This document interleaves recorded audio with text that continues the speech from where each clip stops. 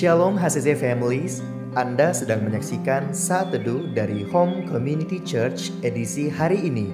Mari persiapkan hati dan pikiran saudara untuk bersungguh-sungguh memuji menyembah Tuhan, berdoa, dan mendengarkan firman. Kami berdoa lewat Saat Teduh ini, saudara diberkati dan diubahkan Tuhan. Selamat menyaksikan.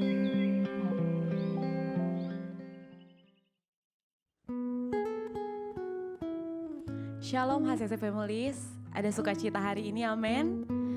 Saya ingin awali saat teduh kita hari ini dengan Mazmur 91 ayat yang ke-7. Walau 1.000 orang rebah di sisimu dan 10.000 di sebelah kananmu, tetapi itu tidak akan menimpamu. Kita semua ada sampai hari ini, bukankah itu bukti penyertaan Tuhan? Dia Tuhan yang telah berjanji akan selalu menyertai kita. So, jangan takut dan jangan goyah hari ini karena Tuhan selalu ada. God bless you. Tiada pernah ku ragukan kasih setiamu ya Tuhan. Setiap waktu dalam hidupku tak pernah kau tinggalkan. Meski langit tampak suram, awan gelap pun menghadang.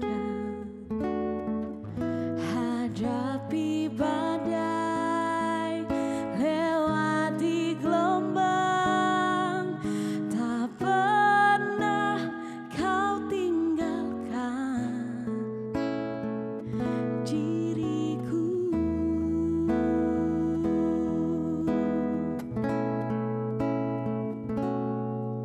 Walau 1.000 rebah di sisiku,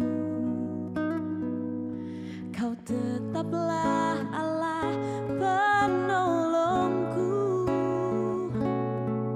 Walau 10.000 rebah di kananku, takkan ku goyah sebab Yesus sertaku.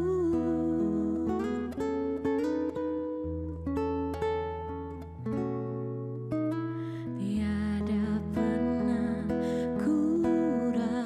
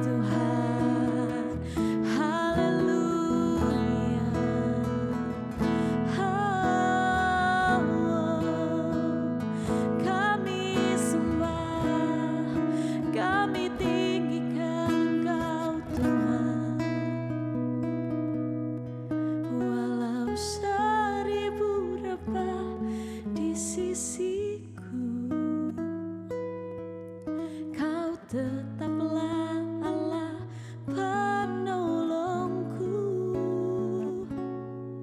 Walau 10.000 rebah di kananku, takkan ku goyah, sebab Yesus sertaku. Walau 1000 rebah di sisiku, Kau tetaplah Allah penolongku. Walau 10.000 rebah di kananku, takkan ku goyah, sebab Yesus sertaku. Takkan ku goyah, sebab Yesus sertaku.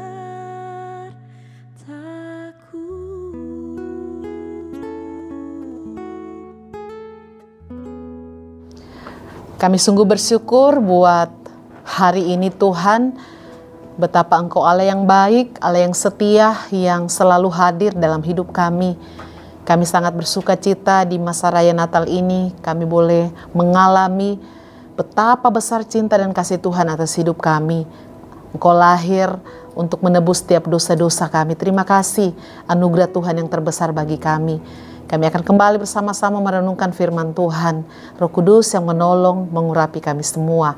Dalam nama Yesus, haleluya. Amin. Puji Tuhan, shalom. Selamat pagi Bapak Ibu yang terkasih dalam Tuhan. Bersyukur di masa raya Natal ini saya dan saudara boleh menikmati betapa baiknya Tuhan dalam hidup kita. Entah sudah berapa kali kita menghadiri ibadah Natal, entah sudah berapa kali kita melayani di ibadah Natal, tetapi satu hal yang pasti bahwa semua hal yang kita lakukan adalah sebagai bentuk rasa syukur kita di hadapan Tuhan. Sebab oleh karena kasih-Nya lah sehingga saya dan saudara bisa diselamatkan. Nah, itulah sebabnya pada pagi hari ini saya rindu kita sama-sama lihat bagian firman Tuhan yang menjadi perenungan kita bersama dalam Lukas 2 ayatnya yang ke-14. Lukas 2 ayatnya yang ke-14, demikian firman Tuhan. Kemuliaan bagi Allah di tempat yang maha tinggi, dan damai sejahtera di bumi di antara manusia yang berkenan kepadanya. Bapak Ibu yang terkasih dalam Tuhan, ayat ini adalah ayat yang sudah lazim kita dengarkan saat ibadah Natal. Mungkin sudah bertahun-tahun kita sering membaca ayat ini, bahkan kita sudah mendengarkan khotbahnya. Tetapi pada saat ini saya akan kembali mengingatkan kepada kita bahwa ayat ini adalah pujian malaikat yang begitu singkat tetapi punya makna yang begitu mendalam ya. Ini pujian malaikat kepada Tuhan yang kita lihat itu kata-katanya itu singkat tetapi ada makna yang begitu mendalam yang perlu saya dan saudara renungkan. Coba kita perhatikan, kemuliaan bagi Allah di tempat yang maha tinggi. Garis bawahi, kemuliaan bagi Allah. Artinya bahwa Tuhan atau Yesus yang kita rayakan kelahirannya itu adalah pribadi yang layak dimuliakan dalam kehidupan saya dan saudara. Katakan amin. Yesus yang kita rayakan setiap tahun, Yesus yang kita rayakan kelahirannya itu adalah pribadi yang layak dimuliakan dari saya dan saudara sekalian.